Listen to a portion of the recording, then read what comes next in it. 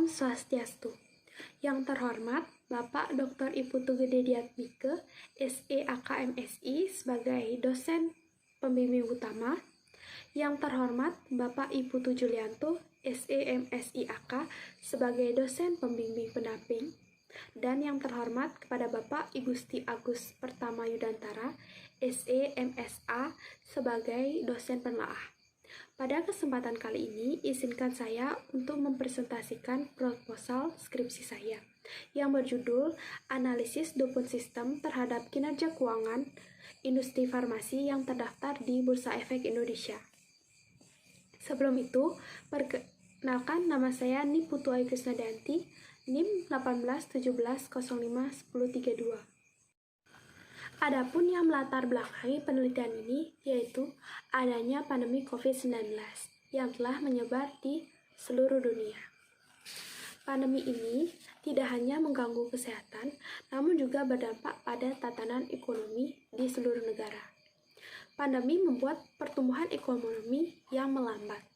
Namun di balik itu, wabah COVID-19 ini malah menciptakan peluang untuk industri farmasi. Pada masa COVID-19 telah mendorong adanya pengembangan vaksin COVID-19 dan pengadaan obat untuk peningkatan daya kekebalan tubuh.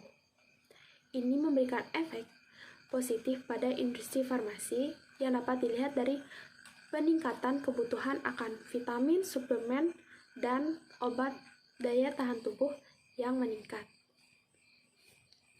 Tercermin dari kinerja perusahaan farmasi yang mampu menaikkan laba pada semester pertama tahun 2020 yang menunjukkan bahwa adanya pertumbuhan yang positif. Keuangan sebuah perusahaan menjadi tolak ukur bagaimana suatu perusahaan dapat bertahan ke depannya. Selanjutnya yaitu identifikasi masalah. Dari latar belakang tersebut didapatkan identifikasi masalah yaitu kinerja keuangan pada perusahaan farmasi yang terdaftar di Bursa Efek Indonesia mengalami fluktuasi dan cenderung naik akibat adanya COVID-19. Dan ada pembatasan masalah dari masalah tersebut yang lebih terperinci yaitu pembahasan meliputi ruang lingkup akan penerapan kinerja keuangan perusahaan dengan menggunakan metode analisis Dupont System berdasarkan laporan keuangan yang terdiri dari neraca dan laporan laba rugi tahun 2019 sampai tahun 2021. Rumusan masalah dari penelitian ini yaitu bagaimana kinerja keuangan perusahaan farmasi yang terdaftar di Bursa Efek Indonesia yang diukur dengan metode Dupont System pada tahun 2019 sampai 2021.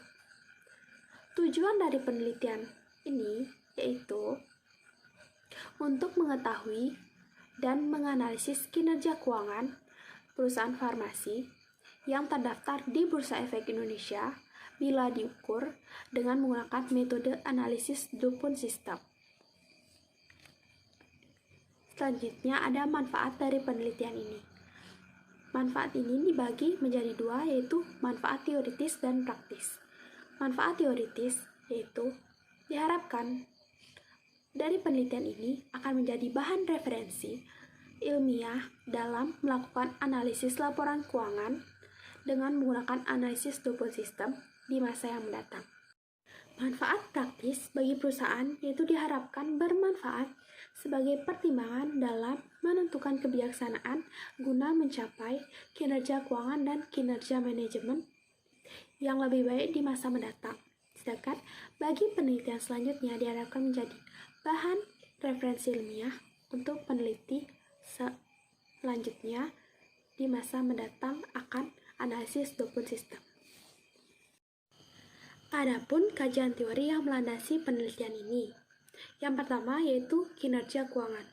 Menurut Rudianto, tahun 2013, kinerja keuangan adalah hasil atau prestasi yang telah dicapai oleh manajemen perusahaan dalam mengelola aset perusahaan secara efektif dalam periode tertentu.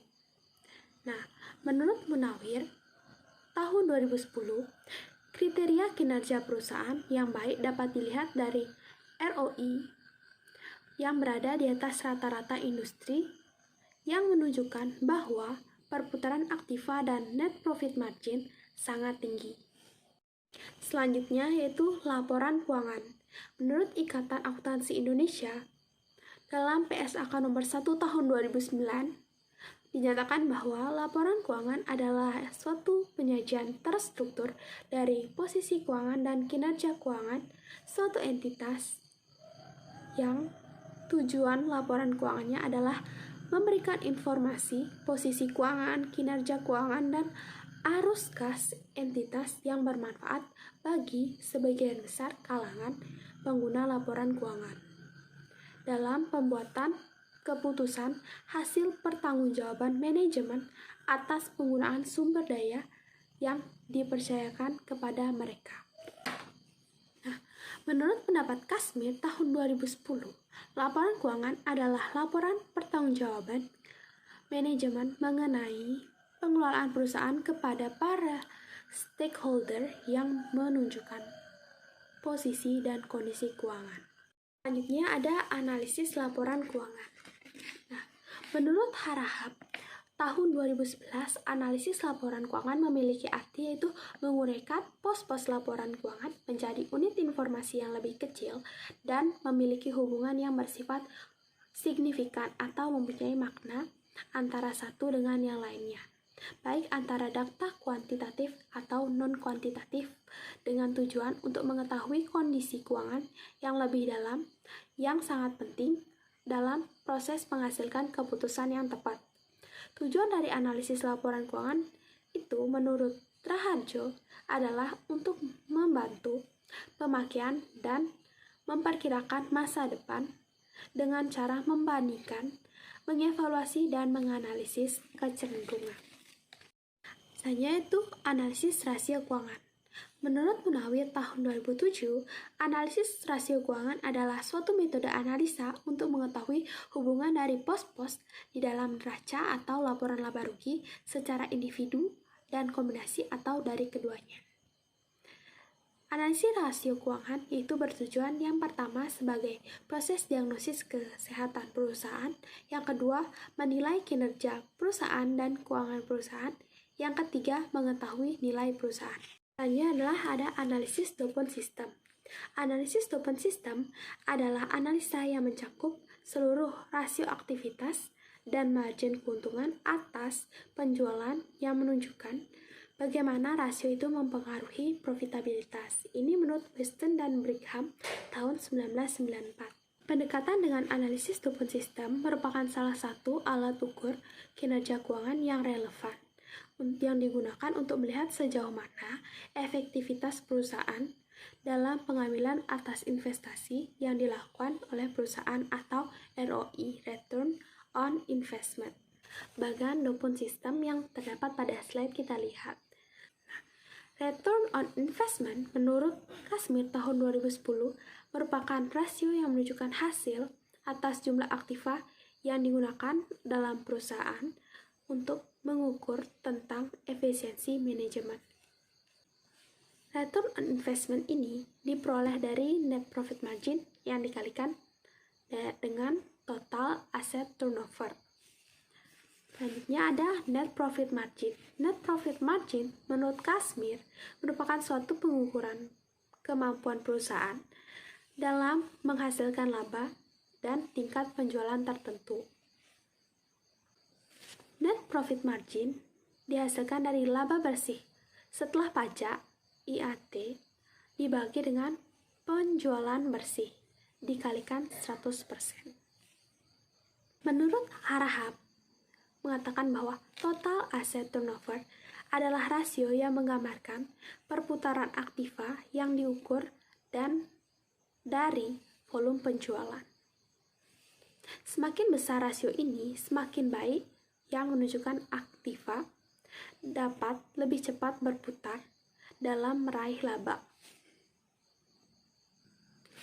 Total asset turnover dihasilkan dari total penjualan bersih dibagi total aktiva.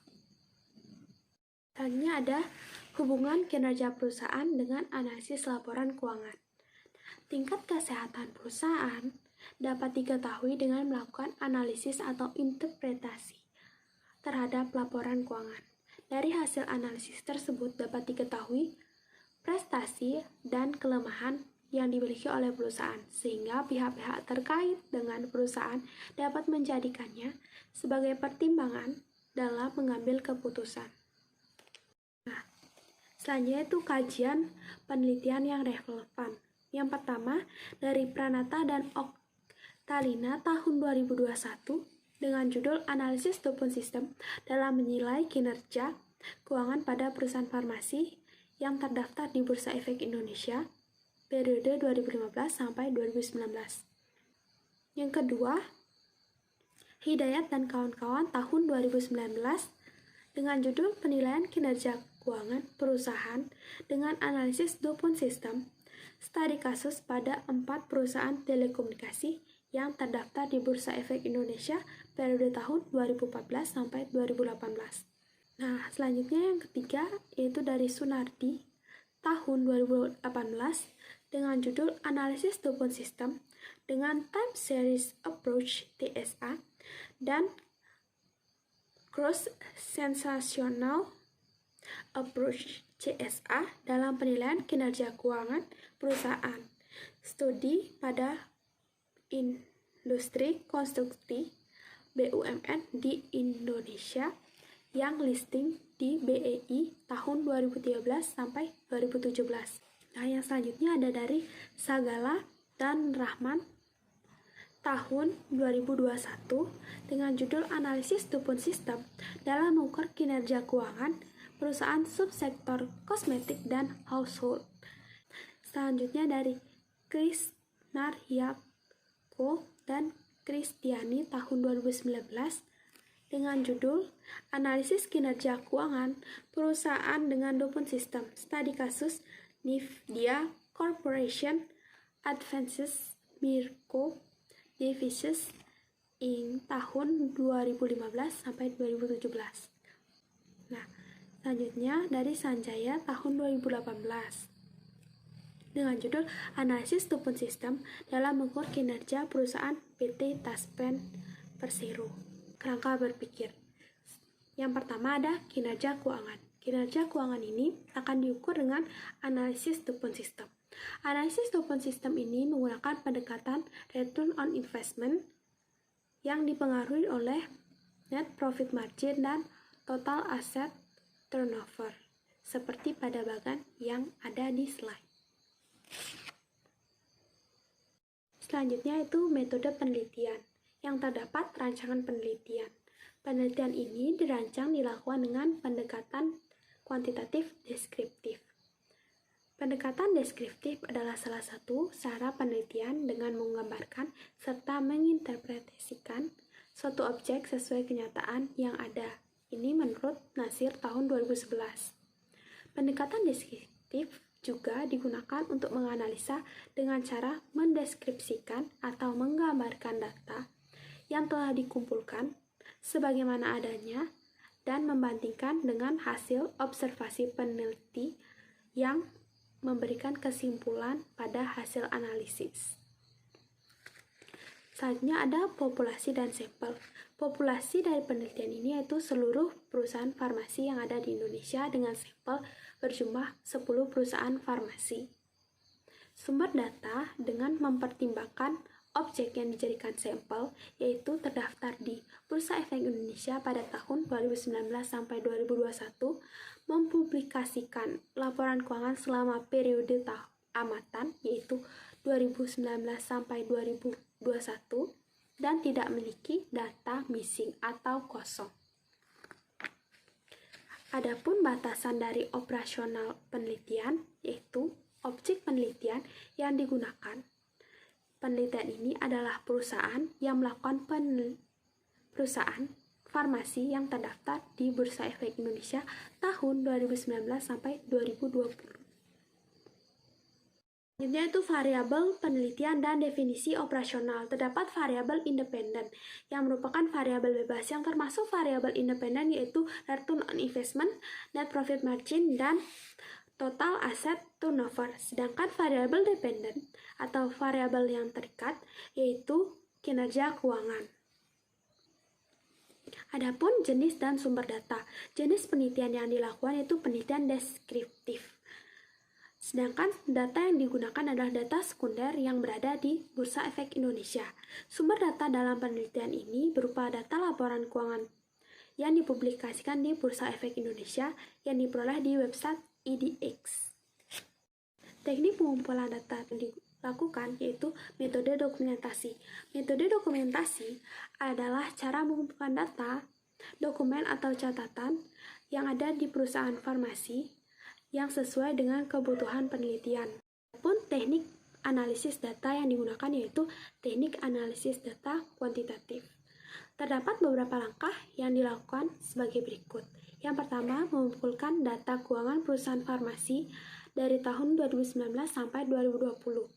Yang kedua itu data keuangan yang ada akan diklasifikasikan sesuai dengan yang dibutuhkan dalam rumus yang ada. Yang ketiga itu menyederhanakan data keuangan yang dibutuhkan dalam tabel dari tahun 2019 sampai 2020. Yang keempat itu memasukkan data keuangan yang telah diklasifikasikan dalam tabel ke dalam rumus-rumus yang ada. Yang terakhir itu melakukan analisis kinerja keuangan dari tahun 2019 sampai 2021 yang didasarkan dengan hasil perhitungan rumus-rumus yang ada. Sekian yang dapat saya sampaikan terkait proposal skripsi saya. Mohon maaf apabila ada kesalahan. Akhir kata saya ucapkan terima kasih. Saya tutup dengan Paramasati. Om Santi Santi Santi Om.